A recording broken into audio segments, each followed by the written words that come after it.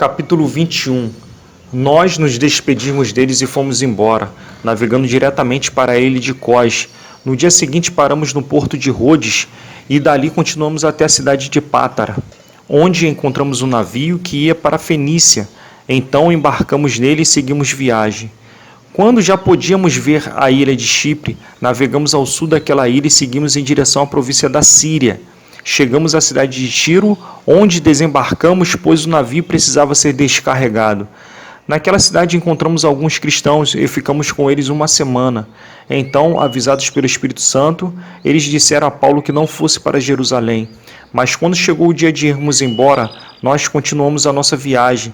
Aí aqueles irmãos com as suas esposas e filhos nos acompanharam até fora da cidade, e todos nós nos ajoelhamos ali na praia e oramos. Depois de nos despedirmos, embarcamos no navio e eles voltaram para casa. Seguimos viagem, navegando da cidade de Tiro para Ptolemaida. Ali encontramos e cumprimentamos os irmãos e passamos um dia com eles. No dia seguinte, partimos e chegamos à cidade de Cesareia. Ali fomos para a casa do evangelista Filipe e ficamos com ele. Filipe era um dos 7 homens que haviam sido escolhidos em Jerusalém. Ele tinha 4 filhas solteiras que profetizavam. Alguns dias depois da nossa chegada, um profeta chamado Ágabo veio da região da Judéia. Ele chegou perto de nós, pegou o cinto de Paulo, amarrou os próprios pés e as próprias mãos e disse: "O Espírito Santo diz isto: em Jerusalém o dono deste cinto será amarrado assim pelos judeus e será entregue nas mãos dos não-judeus." Quando ouvimos isso, nós e os irmãos de Cesareia pedimos com insistência a Paulo que não fosse para Jerusalém, mas ele respondeu: "Por que vocês choram assim e me deixam tão triste? Eu estou pronto não somente para ser amarrado, mas até para morrer em Jerusalém pela causa do Senhor Jesus." E não conseguimos convencê-lo a não ir. Então desistimos e dissemos que seja feita a vontade do Senhor. Depois de passarmos alguns dias ali, juntamos as nossas coisas e fomos para Jerusalém.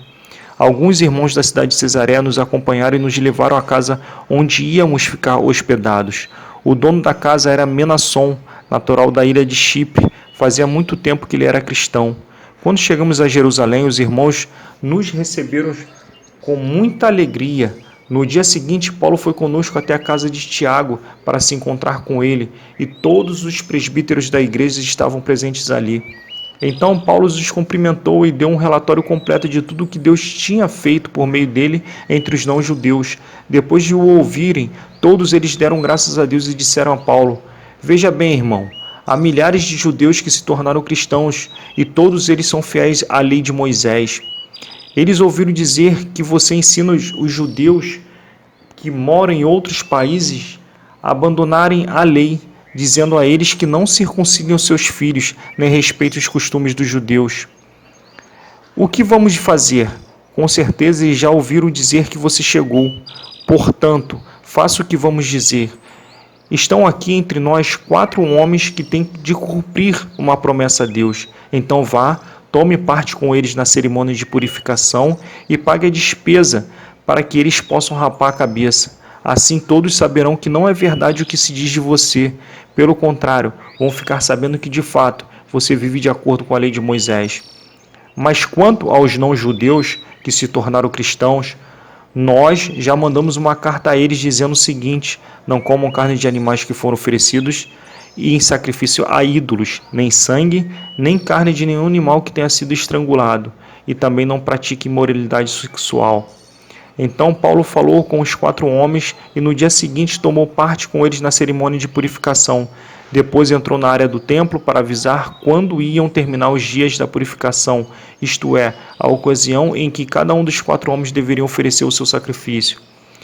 Quando os 7 dias de purificação estavam para acabar, alguns judeus da província da Ásia viram Paulo na área do templo. Então atiçaram a multidão, agarraram Paulo e começaram a gritar: "Israelitas, nos ajudem! Este é o homem que vai pelo mundo inteiro falando a todas as pessoas e dizendo mentiras contra o povo de Israel, a lei de Moisés e este templo. E agora ele está trazendo não-judeus para dentro da área do templo, profanando assim este lugar santo." Eles disseram isso porque tinham visto Trófimo, que era de Éfeso, na cidade com Paulo.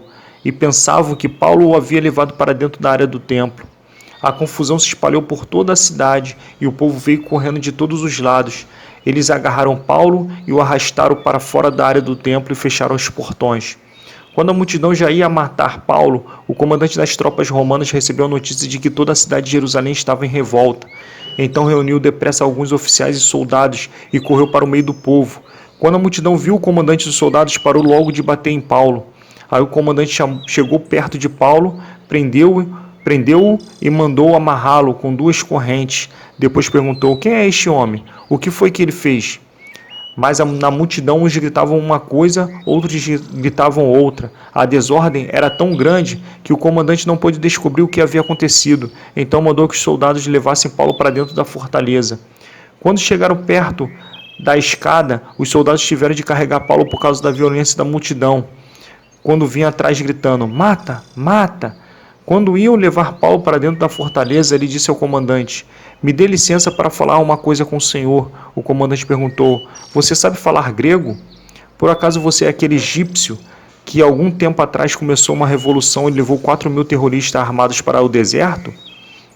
Paulo respondeu: eu sou judeu, nascido em Tarso, cidade muito importante da região da Cilícia. Por favor, me deixe falar com o povo. Então o comandante deixou. Paulo ficou de pé na escadaria e fez um sinal com a mão para o povo, pedindo silêncio. Quando todos ficaram calados, Paulo começou a falar em hebraico. Ele disse: